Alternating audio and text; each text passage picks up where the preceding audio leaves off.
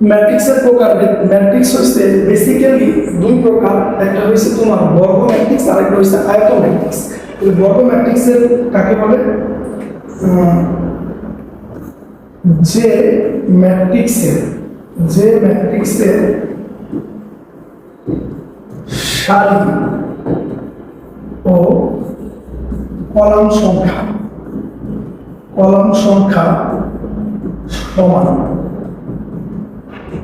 তাকে বর্গ ম্যাট্রিক্স বলে। এখন বর্গ ম্যাট্রিক্স কাকে বলে? যে ম্যাট্রিক্সের সারি ও কলাম সংখ্যা সমান তাকে বর্গ ম্যাট্রিক্স বলে। একটু আগে আমরা ক্লিয়ার হয়েছি সারি কি কলাম কি। আমি যদি এই জায়গায় একটা ম্যাট্রিক্স লিখি 1 2 3 4, এই ম্যাট্রিক্সের সারি কয়টা, কলাম কয়টা?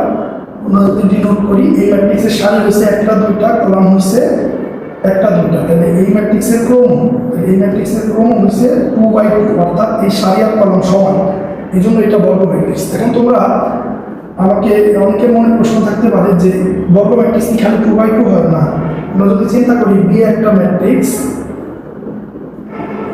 1 2 3 4 5 6 7 8 9, এই ম্যাট্রিক্সটা যদি আমরা দেখি সারি কয়টা? একটা দুইটা তিনটা, কলাম কয়টা? একটা দুইটা তিনটা।